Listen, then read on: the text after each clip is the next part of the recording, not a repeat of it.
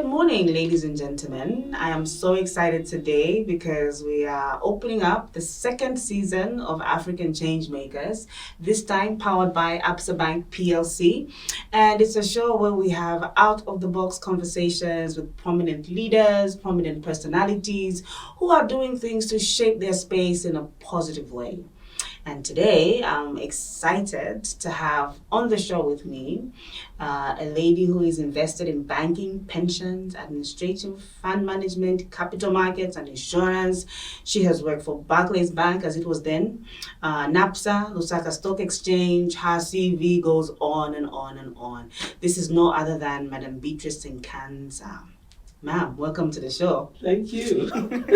It's really good to have you on the show. I'm really excited Thank about you. what we're Likewise, going to I'm talk glad about. to be here. Awesome. So today's topic is the power of no, the importance of setting boundaries and realistic goals.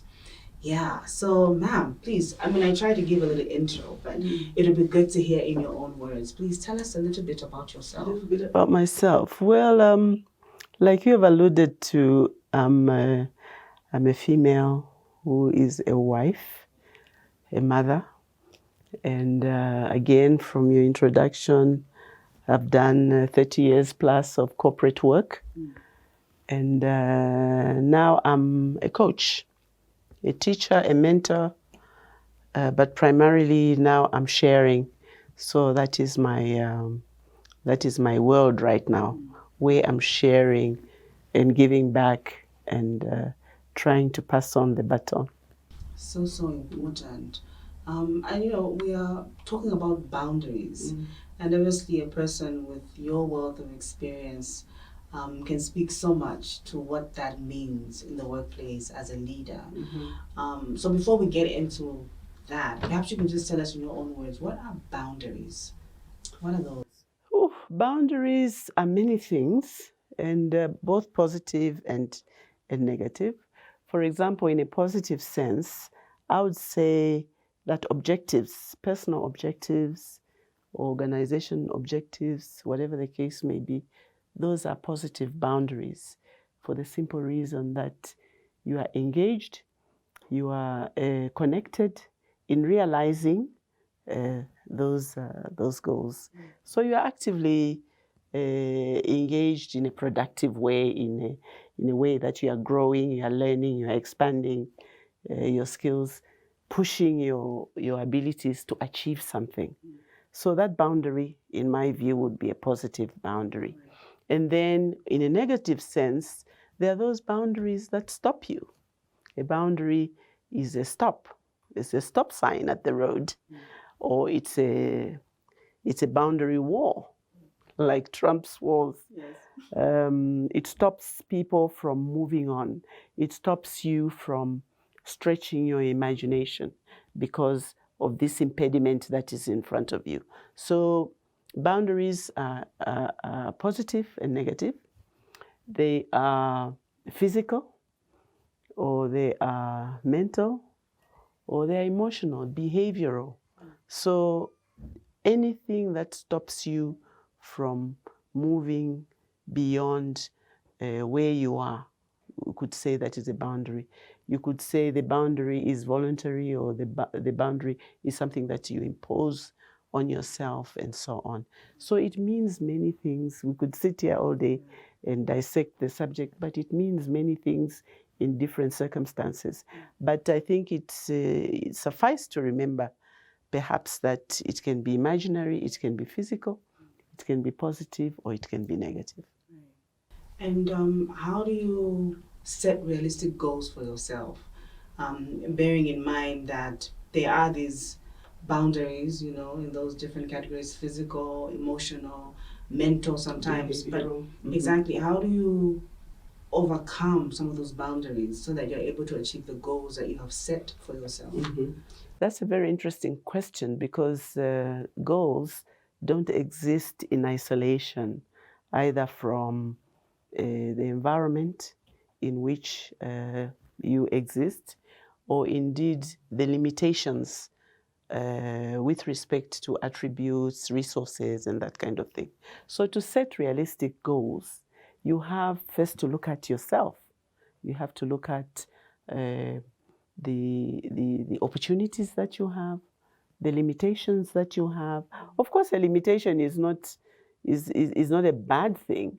A limitation is merely telling you that you need to go a little bit further to acquire something more. So if you're setting goals that at the end of the year, I want to be able to purchase a vehicle, for example, what will that do? It will make you think, where I am, do I have a job? Am I able to generate income? If I am, how much of that income can I set aside to be able to meet that objective? If I don't have a job, perhaps I have to find a job. Or if I have a job, are my resources sufficient? And if my resources are not sufficient, what else can I do to be able to meet that extra, to find that extra income, to be able to meet my objective? So you can see it sets you on a trajectory, a conversation with yourself and your circumstances and your situation. What are the changes that I need to make? What do I need to gear up? What do I need to have less of? What do I have? What do I have? You start to interrogate your current existence so that it fits in with you meeting your objective. So at the end of the day, when you set goals, it immediately triggers a behavioral process that should help you to get to your objective. Because as they say, you can't have your cake and eat it. You can't want to save for this asset that you want to buy and still continue doing the same things and spending the same amount of resources that you always have. So it necessarily triggers behaviors that help you to get to where you want to go. So that will mean imposing some boundaries on your lifestyle, for example. If you were too much of a spendthrift, you have to put boundaries on how much you can spend, and so on and so forth. So situationally, a boundary, can have an impact on this type of behavior that you take on. Okay. I want to speak to you about how the scenario you've painted with respect to boundaries may affect especially women in the workplace. I would like to believe that your goal setting is based on how you see yourself, how you think you are able to meet that goal. What is it that you think you are capable of achieving? And I would imagine that it is actually possible for you to set goals that are within some boundary, because you don't see yourself going beyond or pushing against a particular boundary. So my question to you is, what is it that informs those boundaries, specifically with respect to women in the workplace? Boundaries, like I said, are positive, negative, real or imagined. So a boundary with respect to a goal must enable you to achieve your goal. Because if you set a goal and you don't achieve it, then it means you have not taken any steps. You have not done anything, or at least you have not taken sufficient stress to be able to change your situation so that you realize your goal. Again, we can go back to the example of the purchase of the vehicle. I'm in a workplace, yes, and one of the advantages of being in the workplace is you can get a loan, okay? You can get a loan from your employer, or you can get a loan from the bank or from any institution. If you're employed, you're likely to be employed, you have a choice of where you can get that loan from. Yes, the loan comes to you as a lump sum, isn't it? And you buy that vehicle, or perhaps you wait until December and you purchase that vehicle. What happens to the loan? By implication, what is a loan? A loan is an advance that needs to be paid back. Correct. It needs to be paid back with interest. So if you are in the workplace, you already have a salary, that's great. You already have a pattern of expenditure, perhaps, that you're already used to. You already have certain other assets that you've already invested in, so that won't stress you too much, and so on and so forth. So you will take stock of what is going for you. Okay? What is going for you is the things that I've mentioned. So you don't have to invest in things that you already have. However, on the negative side, you need to pay back the loan. So it means from your salary, there's this lump sum that has to go back to pay for the loan. Not only that, there's also the interest. You see, the charge. So your expenses have not only been enhanced by this loan, but they've also been negatively affected by the outflow of the loan and the interest. Yes. Okay? And when you look at that, you have to decide, now this money that I'm going to lose, the money that I'm losing towards paying the loan, how do I bridge that gap? What do I have to forego? What do I have to stop doing or to stop spending on, so that we are able to balance and your life is not necessarily disrupted? So therein now, the boundaries that will be at play will be, one, your behavior. Okay? If your behavior is such that you can't stop doing what you are doing, then it means you are in bigger problems, isn't it? Because your expenditure will continue to go up. So that loan really becomes a bigger barrier to progress than otherwise, because your expenditure continues to go up. However, if your behavior is strict, then you'll be able to draw boundaries to say, this expenditure stops right here. I'm not going to spend anymore because I have to balance up with the money that is going. So already your behavior and your environment is dictating to you on what you can and cannot do. But the moral of the story is that if you ignore those boundaries, then you get into a bit of a mess. Wonderful. Yeah. Wonderful. Very, very insightful. Well, ladies and gentlemen, we'll continue speaking to Madam Beatrice Nkandla on the other side of this, and we'll continue speaking about boundaries. See you on the other side.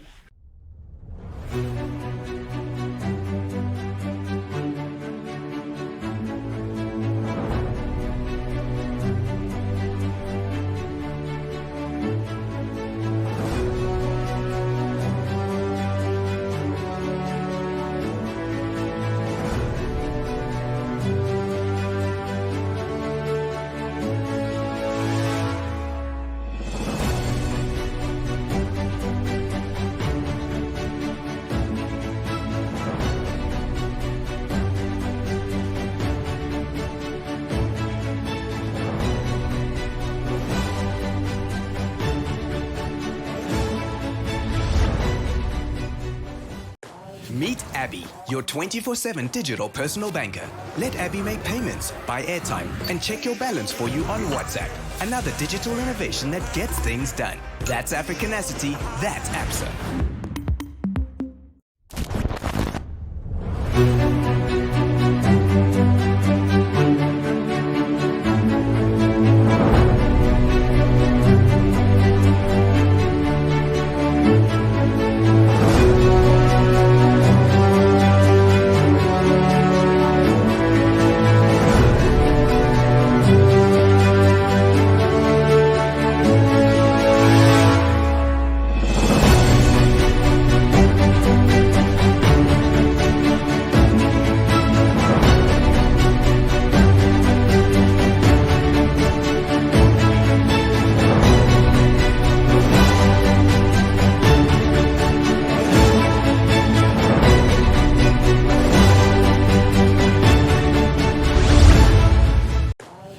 Abby, your 24/7 digital personal banker. Let Abby make payments, buy airtime, and check your balance for you on WhatsApp.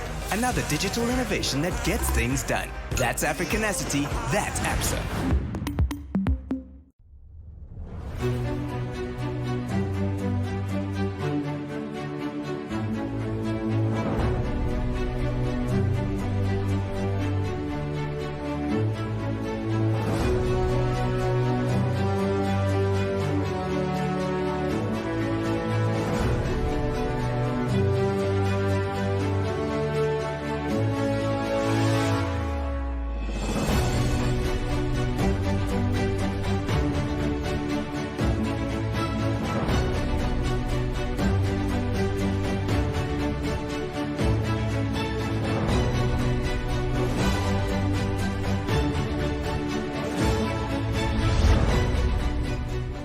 Ladies and gentlemen, welcome back to African Changemakers, and we are still talking to Madam Beatrice Nkanza about boundaries and setting realistic goals.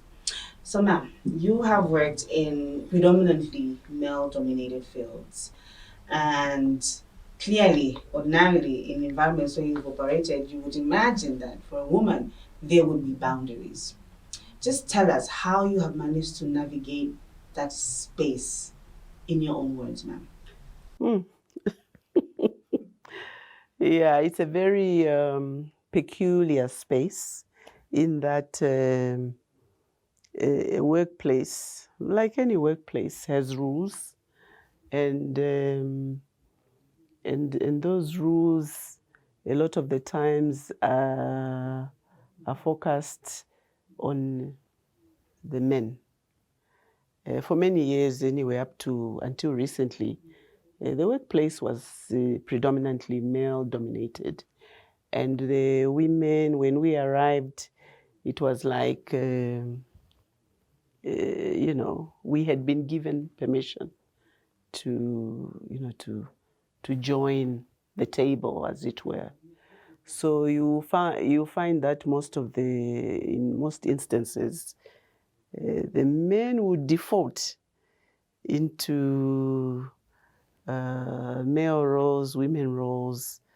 You walk into a boardroom, and the men expect you, the lady, for example, to stand up and serve them with tea, if there's tea in the corner.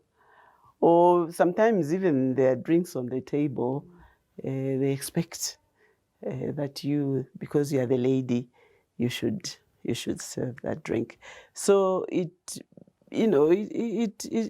was tricky. It was a very dicey situation where you have to remind yourself and remind your colleagues that, hey, this is this is a different place, and it's not my responsibility to to do those those chores for anyone. But otherwise, by and large, I think the atmosphere was, the men were gracious. They would genuinely want to consider whether you are comfortable or whether there was anything going on that made you squirm or anything like that. But there were instances also where the men would just want to be stubborn and insist that the women are here by invitation at our behest, and if it doesn't suit us, then it doesn't happen. But of course, you are protected by the whole system, in that it's blind to, it's not discriminatory. So if you are employed as a manager in a certain organization or a director or whatever, you are entitled to all the benefits and the incentives and the conditions and the opportunities that are availed to everyone else. But if you speak to many women, especially in our time, and when I say in our time, because you see, these women entering the workplace has only really opened widely in recent years, in the 80s. Yeah, in the 80s, that's when the women there was this wave of women graduates, women professionals joining the ranks and so on. So now I think most workplaces are used to having women in their ranks, and the atmosphere, the situations must be a little bit better than what we experienced earlier on in the 80s. Agreed.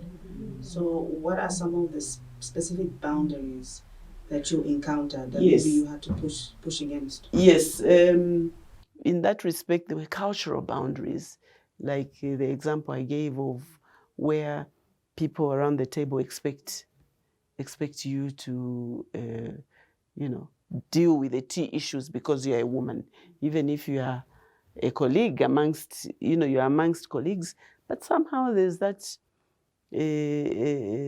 feeling that, because you are the woman, you are supposed to do this.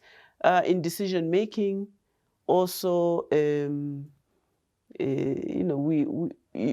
was conscious of the boundaries of how far do I go, because I can remember instances where when you really want to be tough and you want to be, very strict, and someone will be like you're not a woman, So already gender was a boundary for you to be able to do certain things, or for you to be able to say certain things. Dressing was another boundary where you had to be conscious, not careful or inhibited, but you had to be careful and conscious of how you presented yourself, lest you are perceived to be in a so some of those boundaries you impose yourself, that for you to give a certain impression or a certain perception, you have to also make sure that your presentation speaks to that. Yeah. So boundaries were many, actually. I think that they're still there. I think a lot of those boundaries, especially based on gender, women in leadership positions, wherever, I think that they are very much still real. Maybe we speak to them more now than we used to, perhaps. Yes. Maybe in your time, but it's something that is real even now. I know you mentioned what they were. Are you able to mention if you could say that you overcame them, or you were less conscious of them, and if so, how? So that maybe somebody watching, or someone like me, could be able to learn one or two things from somebody as experienced as you. I think it's about environmental boundaries as well, because when you look at boundaries as an individual, first of all, they are the personal boundaries that you yourself you carry from character, from background, from cultural beliefs and values and that kind of thing. Already those are boundaries that determine what you cannot do, and so on. So on the behavioral side, there are boundaries already. And then on the environmental side, and the environment is what we are talking about, the workplace. Who is there? The institution, who is there? What is the organizational culture that is prevailing? All those are boundaries, and we could say they are mental. They're not physical. They don't stop you moving on or going in. But when you are there, you have to observe them. There are just certain things or certain ways in which things are said, certain ways in which things are done, and so on. Back to your question, time. I think time has a way of dealing with those impediments, because if I'm there, I'm not going to be ignored. I'm there 5 years, 10 years, I'm there. So obviously the changes that I'm undergoing affects everyone else. So, with passage of time, you'll find that we are all moving our goalposts to accommodate one another, and so on. So it underscores your comment to say, even now, those boundaries are still there, except we are talking about them. Yes, now we are talking about them. But previously, it was an unsaid rule, that, when you are somewhere, this is the way you behave. When you're with this particular official, this is how you behave. Right, I understand you. And you also mentioned, I think a little earlier, that boundaries can be positive or they could be negative. Mm-hmm. So maybe just to dwell a little bit on the positive aspects, do you think there are certain instances where it may be important to set boundaries for yourself? Absolutely. I think boundaries, when you set objectives, for example, for yourself, no one can take that away from you. It's up to you to set those boundaries. Of course, they have to be realistic. Your question talks about setting realistic boundaries.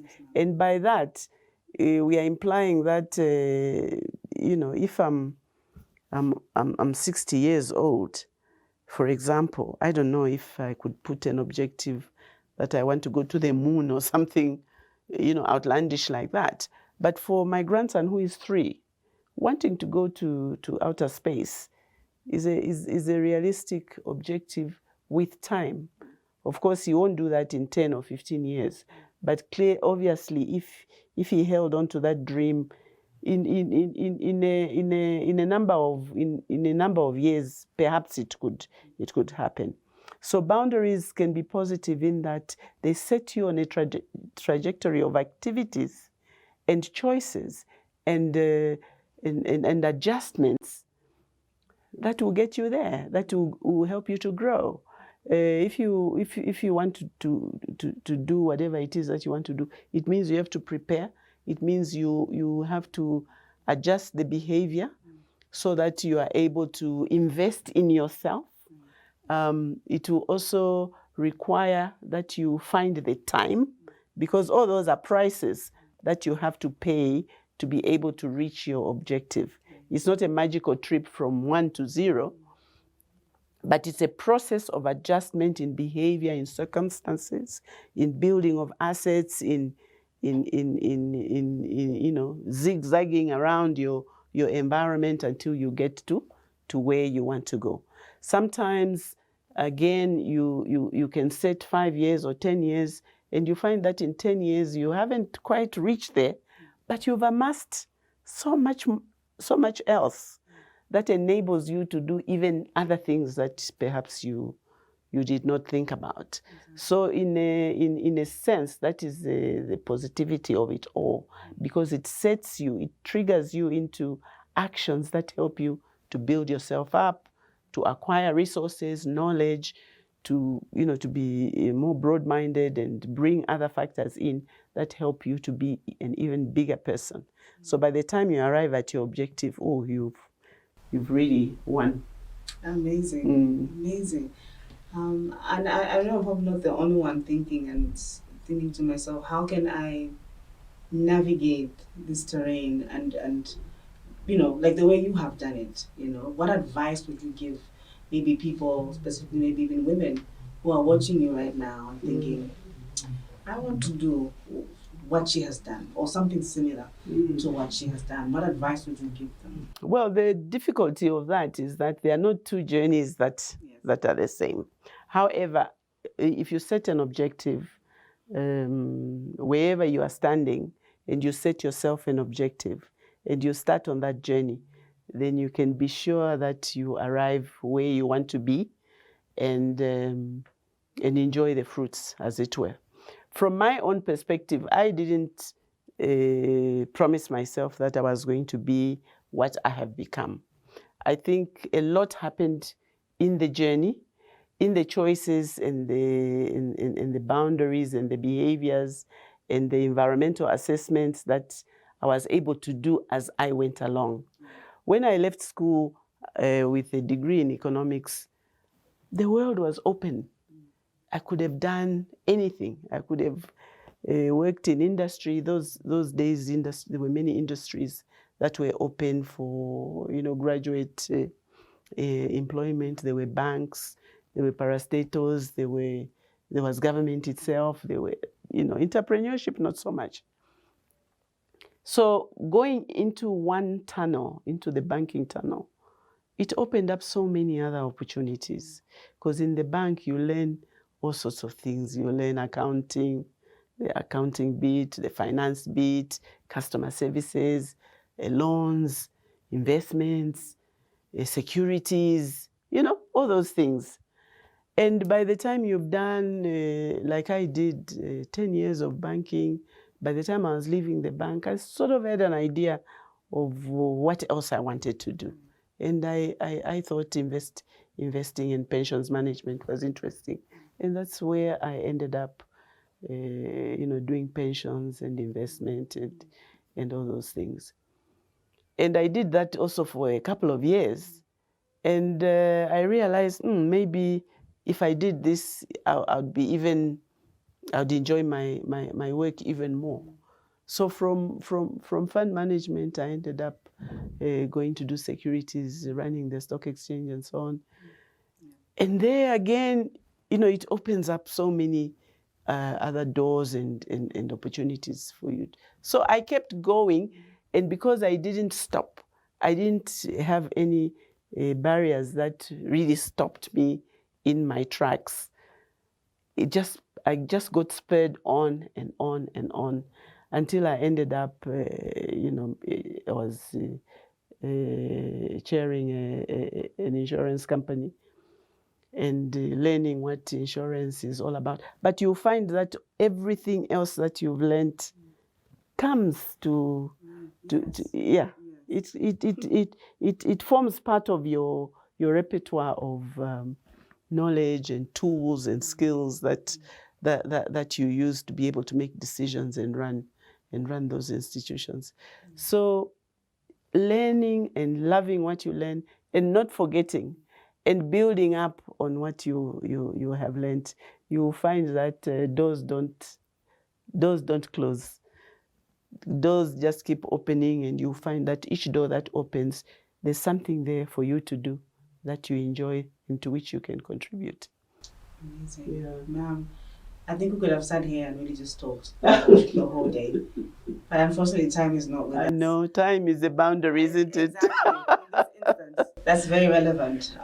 But we just want to thank you for affording us this opportunity to be able to speak to you and learn from you. You are a hub of wisdom and experience and expertise.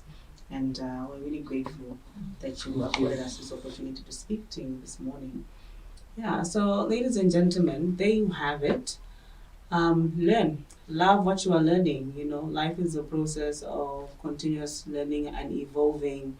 And, if there's any takeaway that we got from Madam Beatrice Nkanta is that, boundaries are there. They can be mental, they can be emotional, they could be physical, but it's really up to you how you navigate them and ensure that you're able to find opportunities even in those situations which may present to you as being challenging.